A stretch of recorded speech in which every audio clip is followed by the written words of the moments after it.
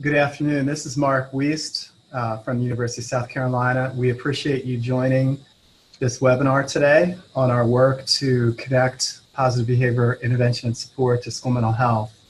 We're also live streaming this video on Facebook, and a recording will be available on our website, schoolbehavioralhealth.org. I'm going to share the PowerPoint here.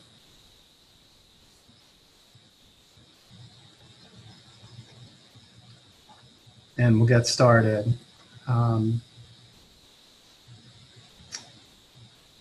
Would appreciate if my friend Catherine could text me to make sure everything is good.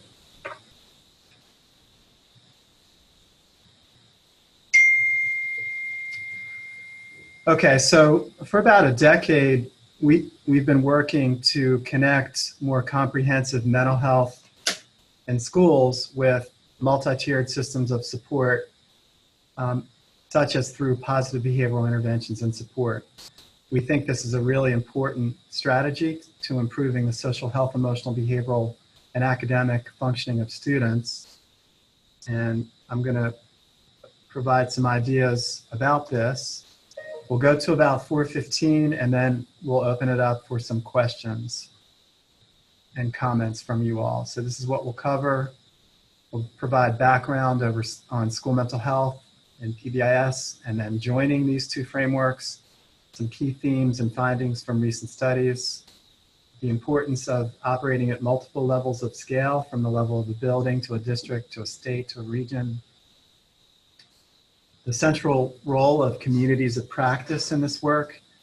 We're very fortunate to be supported by the Department of Education of South Carolina, and we have a new Behavioral Alliance initiative that I'll tell you about, and then share some other relevant resources. This construct of expanded school mental health has been foundational in my career, going all the way back to the early 1990s when I was working both in a community mental health center and as part of a new program to deliver more intensive mental health services in the Baltimore City schools. And I noticed that when I was working in the community mental health center, most of the youth and families were just not showing up. And then I noticed when I was working in the schools, we were overrun with so many students with so many challenging problems. So the idea became, why not move the mental health system into the schools to join forces with the school employees to strengthen the depth and quality of the work there. And emphasizing that we're augmenting the work of the school employees, that the school employed staff are the leaders. We're not coming in as experts. This approach is documented in the literature back in the 90s. These are colleagues from Tennessee who had a connection to a community mental health center from their school, a close connection, and then they developed a more comprehensive mental health program in their building, and you can see the difference. They tracked what happened when they referred students to the program in the building versus to the clinic in the neighborhood, and you can see the dramatic difference in services received when we're providing them in the building. This is another study done by Mark Atkins and colleagues in Chicago. Not quite as major for the benefit initially, but look at the benefit for follow-up, where at retention, 100% of the students seen in the schools were still active, where 0% were active in the clinics. And this is something that we see, that if a family mobilizes all the things they need to overcome, transportation, stigma, knowledge, insurance barriers, getting off from work, etc., to get an appointment in a clinic, often they just don't stick with it because it's very challenging to go to those appointments. So in the early 90s, I had a faculty appointment at the University of Maryland and was very fortunate to be in Baltimore at that time. We were leading the nation in expanded school mental health through our connection to school-based health centers, which back then was a major national movement and still is. The notion that for students, especially from disadvantaged neighborhoods, to receive the primary health care they need, we should move it to where they are. So school-based health centers were doing that, and we learned that once we set the centers up, the #1 reason for referral became emotional behavioral challenges in students. And that's consistent with epidemiology, which will tell you that children and adolescents have far more common emotional behavioral challenges than they do significant physical health challenges. Related to that work, we were fortunate to be supported in applying for a federal grant to establish one of 2 national centers for mental health in schools. And we submitted that grant in May of 1995, and we were successful. And it started in October of 1995. So the Center for School Mental Health, which I started with colleagues at University of Maryland, is still going strong. And in fact, 5 states were funded at that time to support infrastructure development for school mental health. And you see the states, South Carolina was one of those states. South Carolina has certainly sustained those investments and is perhaps the leading state in the nation for expanded school mental health, with about 660 out of 1260 schools currently, including clinicians from the mental health system in them in South Carolina. Many advantages to these programs: significantly improved access. So in a given day, you may see 15, 16, 17 students in a combination of individual, family, and group sessions, compared to the clinics where you may schedule 7 or 8 and see 1 or 2, with, again, tremendous no-show rates there. We also see dramatically improved early identification and intervention, especially for youth with quote-unquote internalizing disorders that are less observable, such as depression, anxiety, trauma-related problems. And also, we're framing this as reducing and removing barriers to learning and helping educational systems achieve their valued outcomes of students doing well academically, graduating, going on to be productive citizens, and making contributions to society. However, the caveat is, when done well, and sometimes these programs aren't done well, what we want to avoid is a co-located approach where you hear stories from schools. Yeah, we have a clinician, he's here Monday and Wednesday, but we honestly have no idea what he does. So we want to avoid that. And in addition, these programs tend to be pretty ad hoc. So for example, let's say you have a school district of 50 and 10 of them have clinicians from the mental health system from 5 different agencies, all with different policies and procedures, and the arrangement in each of those buildings would be really different. A lot of times the school mental health system in entering schools flounders really in trying to gain effectiveness related to not having an implementation structure. We then turn to PBIS, or Positive Behavior Interventions and Supports, a very effective program that has scaled up more than any evidence-based strategy in the United States. You can see that it's now in more than 26,000 schools. You can see the emphases on data-based decision-making, measurable outcomes, evidence-based practices, and systems to support effective practices. Relatedly, there's a strong literature documenting advantages of PBIS in promoting effective decision-making, reducing punitive approaches, improving student behavior and academic performance. But again, the caveat is, when done well. If you've had a connection to PBIS, you may experience going into a building and maybe seeing slogans on the wall, but really not noticing much else. And in addition, in the multi-tiered framework, promotion, prevention at Tier 1, early intervention at Tier 2, and more intensive intervention at Tier 3, often PBIS schools struggle at Tiers 2 and 3. And then there's another concern of viewing issues through the lens of behavior, which again causes problems for youth presenting those internalizing issues, depression, anxiety, and others, to receive appropriate care. With my colleague Joni Splett and others, Joni's now at University of Florida, we have a group called the Carolina Network for School Mental Health. That's co-led by Kurt and Michael there, where the 2 Carolinas are collaborating. Back around 2012, 13, 14, we tracked in each of the states, where do we have mental health clinicians from the mental health system in schools or expanded school mental health, and where do we have PBIS?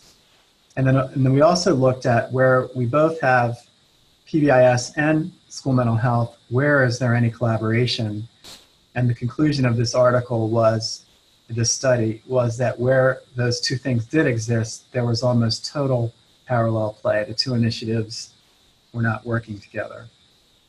So that sort of brings us to our key rationale. We have these two major national initiatives, both playing out in South Carolina and in the Southeast region. They're not working together. That contributes to this sort of ad hoc, disorganized delivery system. It exacerbates our lack of capacity and depth at tiers 2 and 3. And that alternatively, by joining together, we're going to create some synergies, some economies of scale, and overall improved programs. Another aspect to this work is there needs to be a sense of urgency because there are so many youth, children and youth that are suffering. And in fact, the conclusion is these problems are getting worse. I assume related to society being more stressful. But we're seeing more prevalence of youth with really serious challenges. We know that around 20% will present challenges that could rise to the level of a diagnosis. And in a given community, it could be up to 50% that are really having serious challenges. And there are a lot of youth that are suffering. And we also know that these emotional behavioral challenges do represent barriers to learning. So their academic achievement is being limited as well. So we really have to approach this work with a sense of urgency. Another logic point is there are studies that document when you do counseling well, you see improvements in student emotional behavioral functioning, but you also see improvements in their academic functioning. There are also studies that document when you do tutoring well, you see improvements in students' academic performance, but you also see improvements in their emotional behavioral functioning. So things are integrated in us, in people and children and youth. Why shouldn't our systems also be integrated? Sometimes I'll get a laugh from this one, Shiva. She's a famous character. She's in the Bible even. The Queen of Sheba. We use that as an acronym to convey social, health, emotional, behavioral, and academic outcomes. We want to focus on holistic approaches that help youth succeed in each of these realms. Unfortunately, lots of times, if you go back to that triangle of promotion, prevention at Tier 1, early intervention at Tier 2, intervention at Tier 3, schools often will have academic on one side of the triangle and social emotional behavioral on the other. They won't have health. And many principals are really only focused on the academic side. That's changing. Increasingly, principals are buying in to the social, health, emotional, behavioral side, recognizing that these things are fundamental for student learning. But we've got to overcome this focus exclusively on academics. We know also that schools are very, very busy, and schools may feel like a lot is being put on them, and that's understandable. So another big theme is on alignment, that as we're adding programs, we should be taking them away, some things away that aren't working. And also, we really need a shared agenda that the other youth-serving systems, mental health, child welfare, justice, family advocacy, youth leadership, should be collaborating with schools and doing this work so that it's not overwhelming for schools. So I'm fortunate to have connections to both of these national centers. I'm a member of the PBIS Center. I'm a senior advisor for the Center for School Mental Health that I helped to start in 1995. Both continue to go really strong and have a major, major impact on the field. And both have been working together for about 10 years, so for about a decade, since about 2008, on let's not work in parallel, but let's support one another and collaborate. And so the two centers sponsored a meeting in 2011 and 12, focusing on let's join together, let's join the school mental health and PBS frameworks.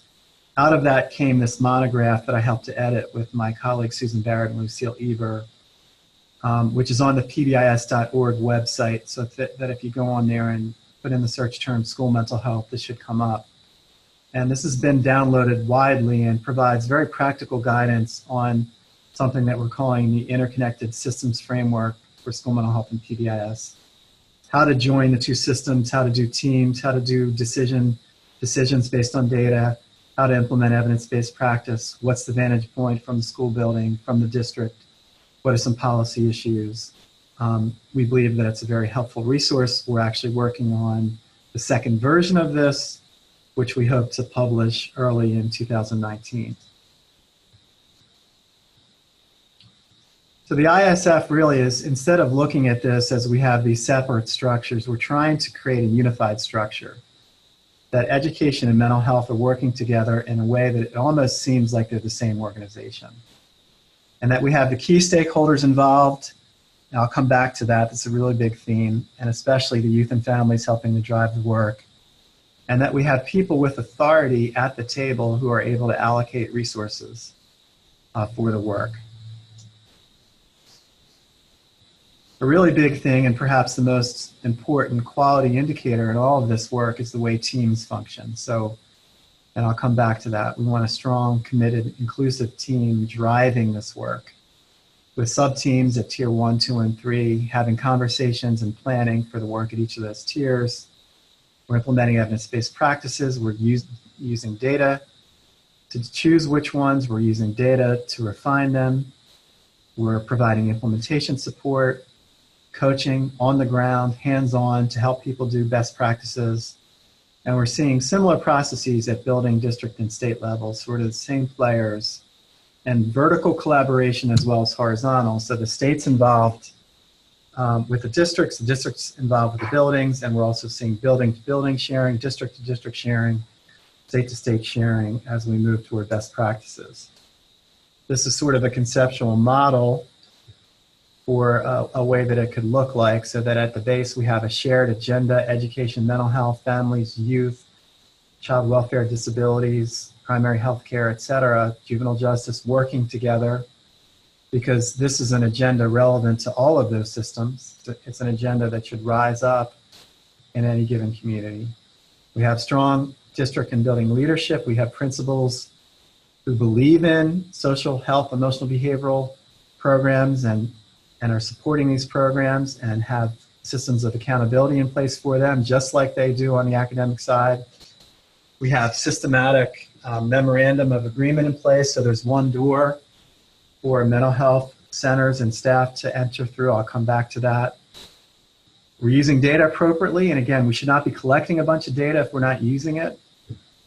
So there's an alignment agenda there with our data. We've got the positive team functioning. We're moving to greater depth and quality in services, and we're documenting improved outcomes. And in fact, when we do this, that's what we see, and I'll present some findings later to underscore that.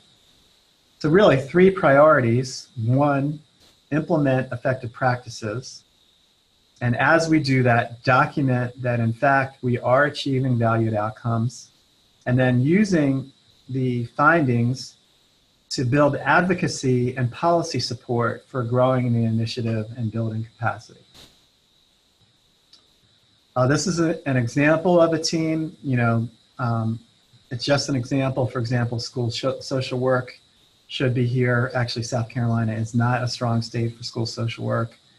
But imagine in this team we have the school psychologist and clinician, let's say master's level social worker from the mental health center joining, and then you can see the other groups. We recommend one team, and in our view, there's a lot of differences in opinion on this, but in our view, one team, the MTSS team, that meets about twice a month for about 75 minutes, where we're systematically going through discussions around tier 1, tier 2, tier 3. You can see we recommend parents and students be on the team. Students being involved at the middle and high school levels, parents always involved. This is an area where we're not doing very well on. We've got to dramatically change the paradigm and have families significantly more involved in the work of schools. We know that student connectedness to school is a very powerful resilience factor, and we know that when families are strongly involved in schools, it promotes student connectedness. But we're not doing well. It's in fact one of our areas where we need to focus on significantly. We can't use confidentiality as a barrier and say, no, those parents can't be involved because of it, but rather proceed with a tier 1 discussion, then tier 2, then tier 3 systems and programs, and then when you get to tier 3 discussing individual students, at that point, parents and students can be excused from the room, but you don't use confidentiality as a barrier to exclude family members from this work. Going back to the late 90s, we've also had a really strong focus on quality. What is quality? How do we do this work with high quality? For example, always maintaining access, having clinicians not in their offices with the doors closed, especially if they're by themselves. They should be out in the hallway, at events, in the cafeteria, joining with the school staff. So it's as if they're a part of the school and they're not viewed as outsiders. We're doing needs assessment and strengthening assets. We're focusing on what works. We've got all the stakeholders involved. We're continually monitoring what we're doing and making improvements. We've got the full 3 tiers of promotion, prevention, early intervention, and intervention, emphasizing all of those areas equally. We've got the right staff who are supported in the right way to do the work. We're really focusing in on developmental and cultural competence and cultural humility. This work is inherently interdisciplinary. No discipline is at the top of the hierarchy. We're all in this together. We work together. We've got to pay purposeful attention to this interdisciplinary collaboration. And we've got to break down the silos that exist in different systems and really move toward effective cross-system collaboration. We put elements of quality and other elements into a program and a research design. One of the reasons why I came into South Carolina was to conduct this study in 2010 with our partners at the Waccamaw Center for Mental Health. What a great partnership. So it involved basically training clinicians in these 4 areas: quality, which we've talked about, family engagement and empowerment, where we're moving away from the expert model. The expert model is not the right model. We're highly collaborative. The families are the experts. We're treating them with dignity and respect no matter what their issues are. We're avoiding the shaming and blaming. We're helping them to be engaged. We're breaking down barriers to their involvement. Modular evidence-based practice is a big movement in the literature where the manuals are great, but we're learning that manuals are hard to implement in schools, and many of them are for something like 16 sessions or more. So modular strategy involves what are the top things we should be focusing on for the most prevalent emotional behavioral challenges in children and adolescents. So that would be depression, anxiety, trauma, and conduct problems. So for example, for trauma, the top priorities would be relaxation, cognitive coping, and exposure. Training clinicians to be facile and skilled in the top modular skills for the most prevalent disorders. And there's a program that's for purchase, so I'm not advertising it, but it's called PracticeWise that is a very useful tool in doing modular evidence-based practice. We're also moving beyond supervision or just meeting once per week and then get licensed and you don't even need to meet anymore, but rather lifelong learning, helping people master the complexities of effective intervention through ongoing peer-to-peer support and implementation support side by side with them in school buildings. A lot of that work from that study and other studies that we did before that has now been integrated into this program called theshapesystem.com from my colleagues led by Sharon Hoover and Nancy Lever at the Center for School Mental Health. Just amazing, an amazing system. I would certainly recommend that you check it out. It accomplishes a national census of school mental health in the US, but then once you get through the gateway and provide some information about your program, there's an amazing array of resources that you can access through theshapesystem.com.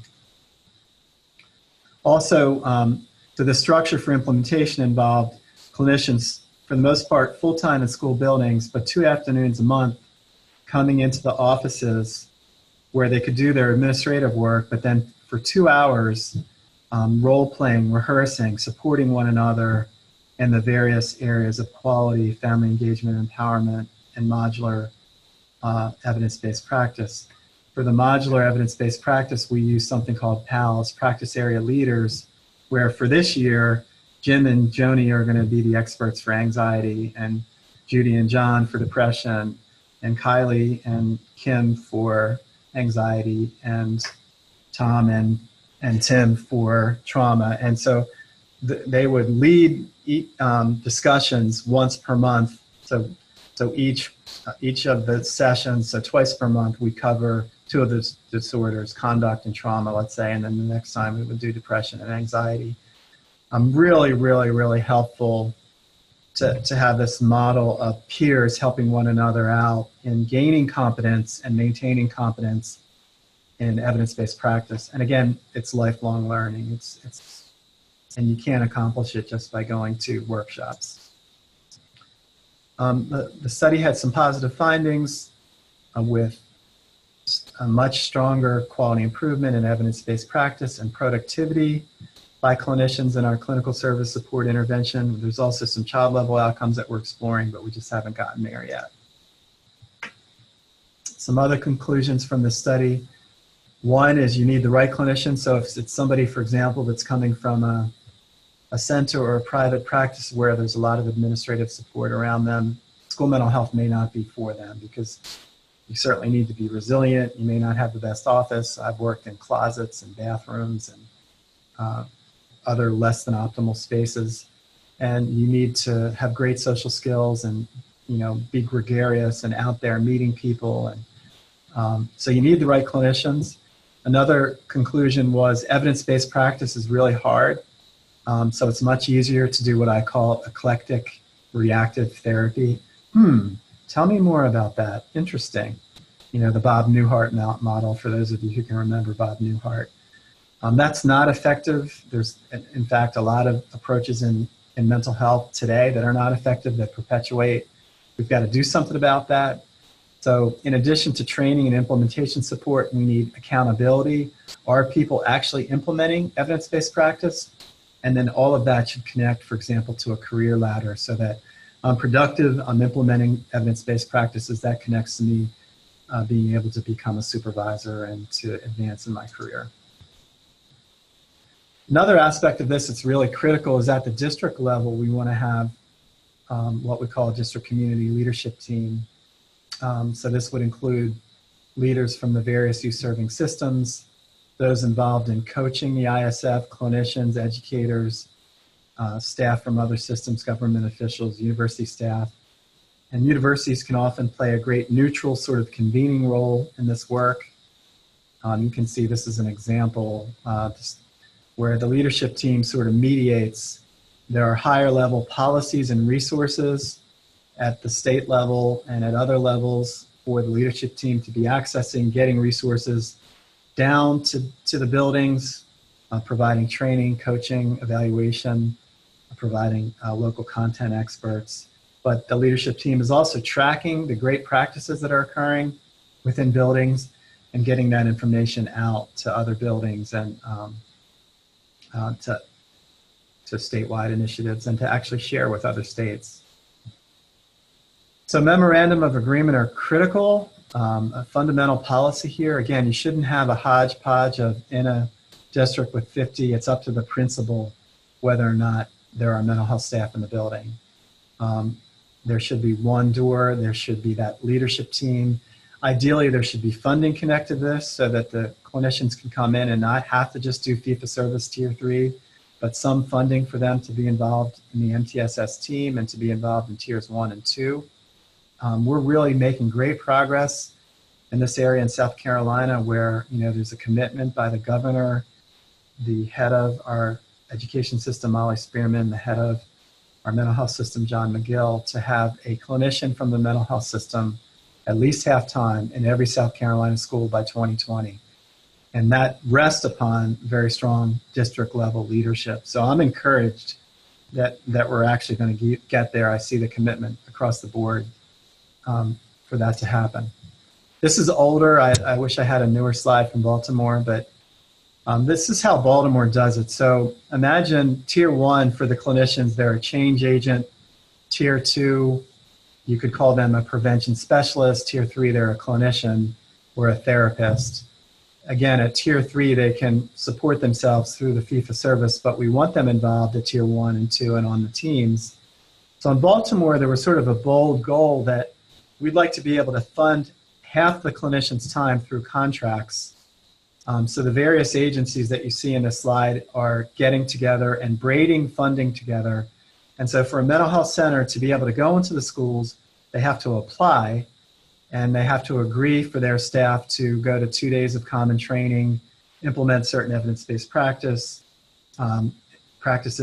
do certain quality improvement activities, agree to a common evaluation. And in return, Right now, there's about 30% of support for each clinician for their salaries, so that with that 30% support, they don't need to be doing fee-for-service activities, which frees them up to be involved on the teams at Tier 1, at Tier 2 in the environment, really becoming a part of the school. So this is another sort of foundational policy strategy that we should definitely be looking at in South Carolina as we're moving to be the first state in the nation to have 100% of our schools with expanded school mental health.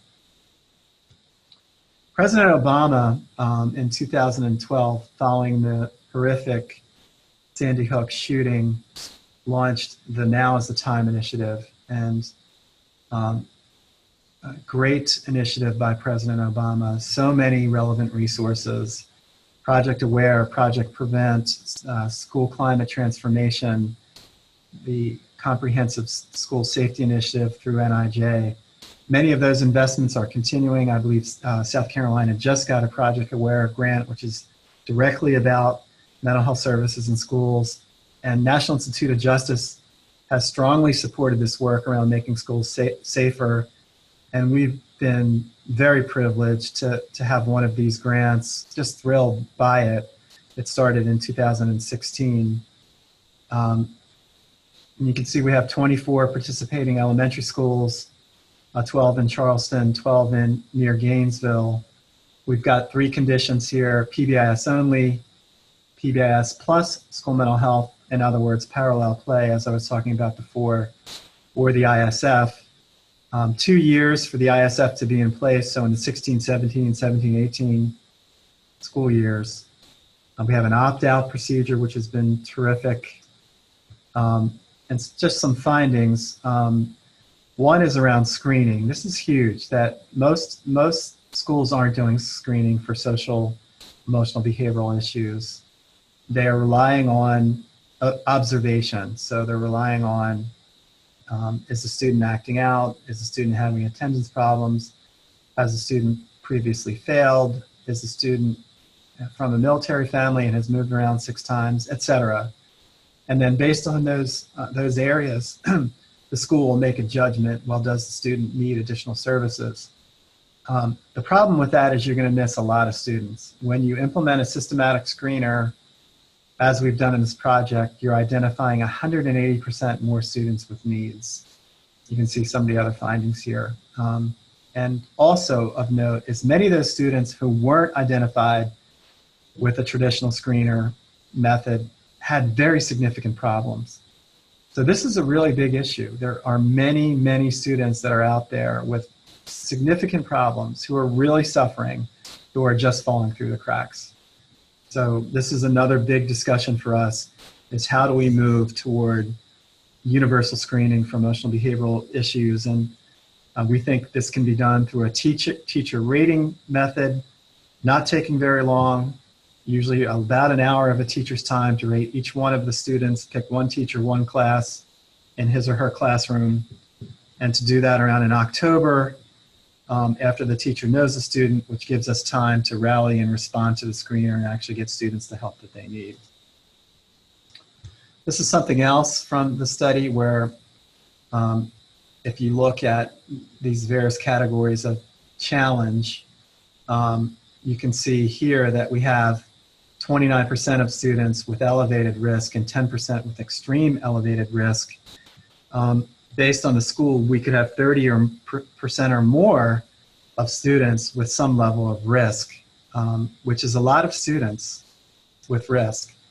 With these screeners, you can also break out subscales. For example, these that you see: anxiety, depression, attention problems, conduct, adaptive behavior. And so you can do finer grained analyses. This is another one that I think is really, really important. So imagine Tier 1 should be helping all students. Then at the base of Tier 2, we're helping students with early levels of problems. At the top of Tier 2, students with more serious problems that are bordering on needing more intensive Tier 3 services, and then students who need Tier 3. And you can see that it's a continuum. And this issue of caseness, as the mental health system moves into schools, I'm observing them wanting to just claim students as cases. That's fine, but the reality is students are going to move up and down on this continuum. So a challenge is, how do we fluidly match evidence-based practices to the changing needs of these students? For example, at the bottom, a student with anxiety, but good adaptive behavior, overall doing well.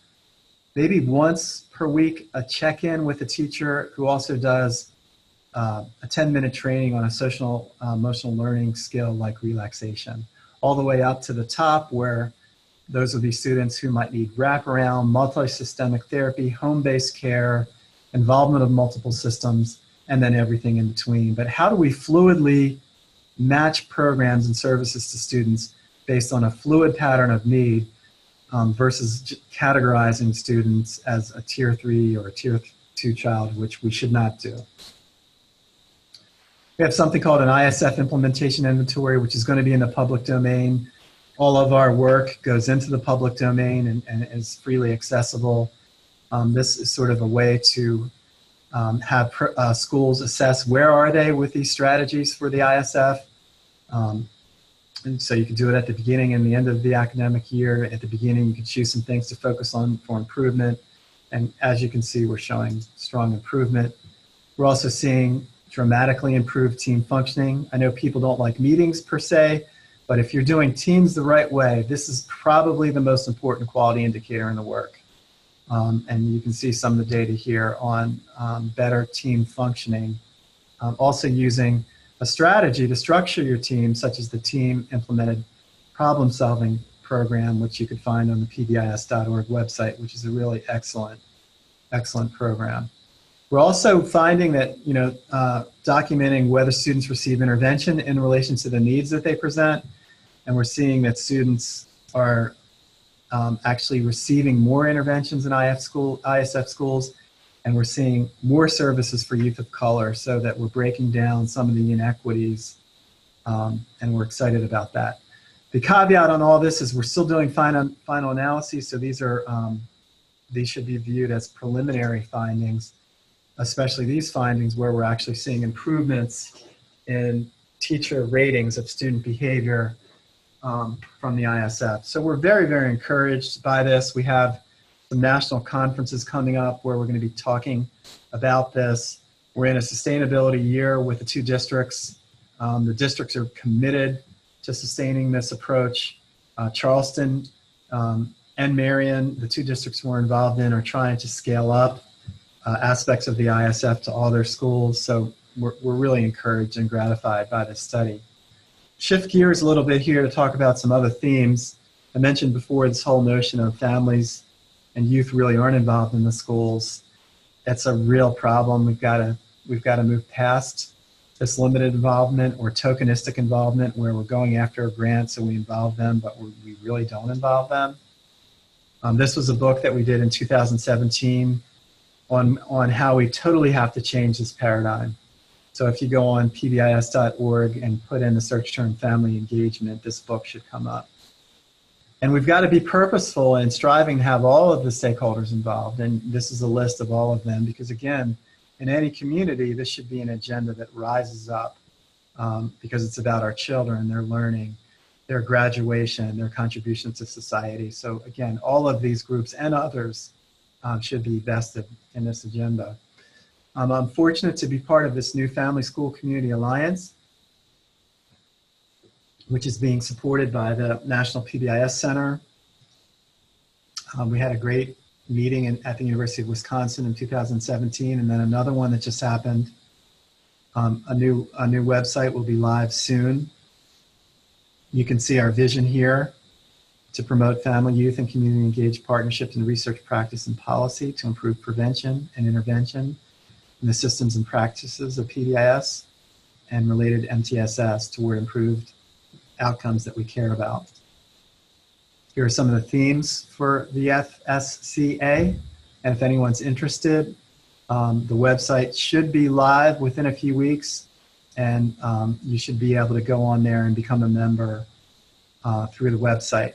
By the way, as I mentioned, this is being recorded on our website, so this PowerPoint and the recording will be on the website, schoolbehavioralhealth.org.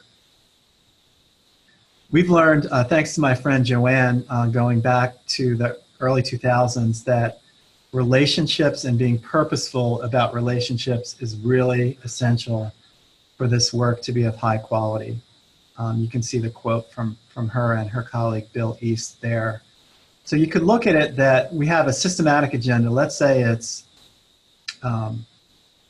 evidence-based school behavioral health, and we use the term school behavioral health to convey mental health from the mental health system working with multi-tiered systems of support. So summarizing that as school behavioral health. So let's say our systematic agenda is effective school behavioral health in all Richland 1 schools here in Columbia.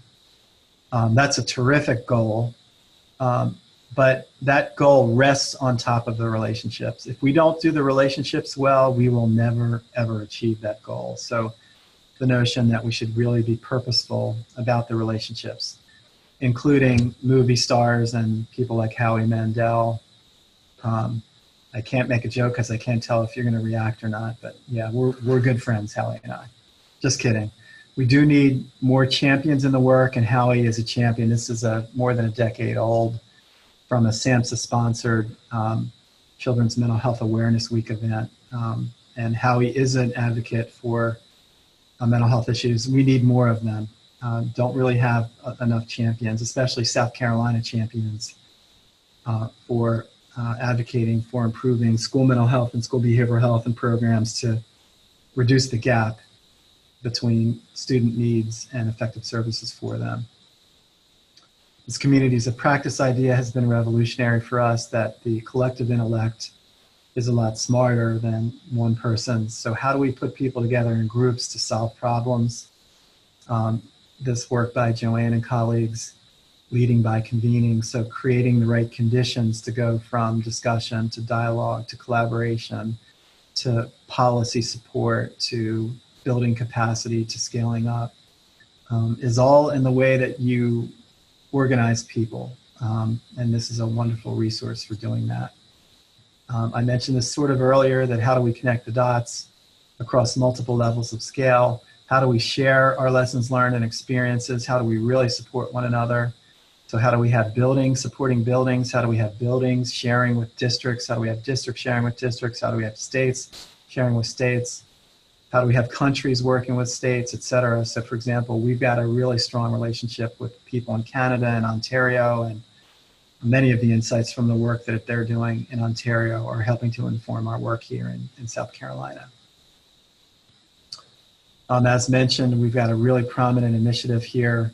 This goal now, by the way, is by 2022 to be in all the schools, which is probably more realistic. We're fortunate to have strength in both school mental health and re-emerging strength in PBIS in South Carolina. It's a privilege for our group to work with both the state departments of mental health and education. We're thrilled by this opportunity, with thanks to Molly Spearman, John Payne,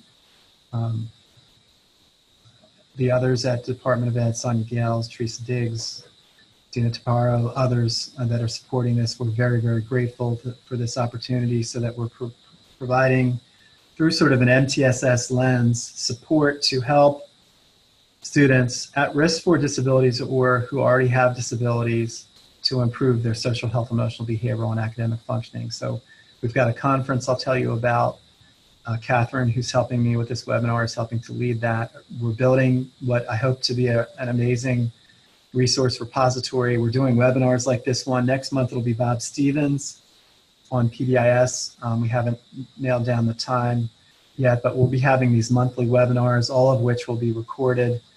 And we're working intensively with 7 districts and schools in those districts, and sort of in a cohort model, sharing lessons learned to try to really improve the social health, emotional, behavioral, and academic functioning of students with or at risk for disabilities in South Carolina. This work is nested within the context of our Southeastern School Behavioral Health community. You can see the mission, and you can see the 12 states that are involved. You can see our group, and we have a leadership team which is expanding. I mentioned at Tier 1, we've got the annual conference. We're enhancing communication mechanisms. At Tier 2, the webinars, publications, infographics, and policy briefs. At Tier 3, the direct support, including twice per month in 7 schools in the state, in 7 diverse districts happening right now. This is just a heads up as I wrap up. Some great events coming up. This is one I'll be attending next week. Just a fabulous meeting put on by the PBS Center. This is the one the following week by the Center for School Mental Health. Again, privileged to attend. And I really encourage you to think about coming to our conference in Myrtle Beach. I believe this is our 6th, and it's been phenomenal. June Headley-Greenwald does a terrific job with this, with Catherine and colleagues. And last year we had about 550. It's a great venue, a great event, covering all of the things that I talked about in more depth and other topics, and also with a view toward assisting students with disabilities. So I think at this time, I'll turn to some Q&A. Let's see. All right, so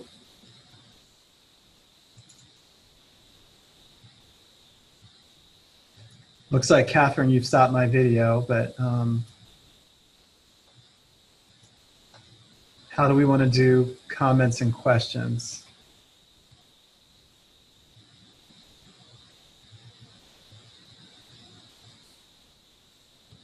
I'm trying to get your video back. Just 1 second.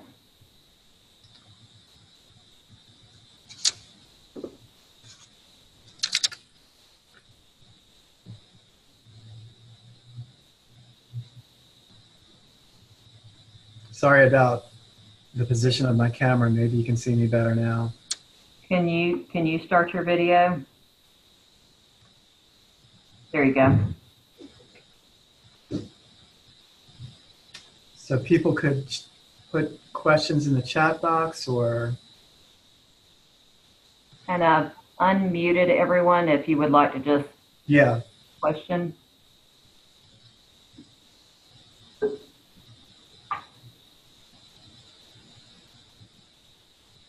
Any comments or questions?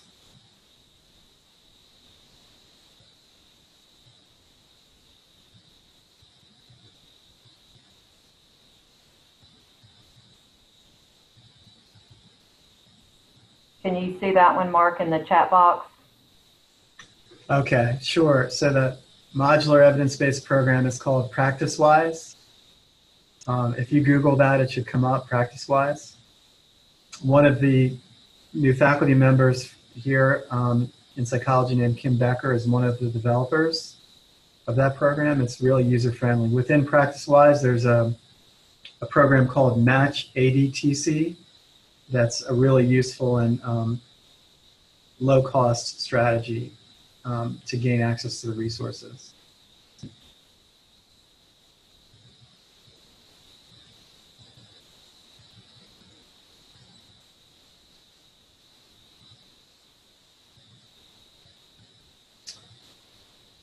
Okay, well, I guess we'll sign off. Thank you all for joining us, and maybe look forward to seeing you at our conference in April in Myrtle Beach. Best wishes.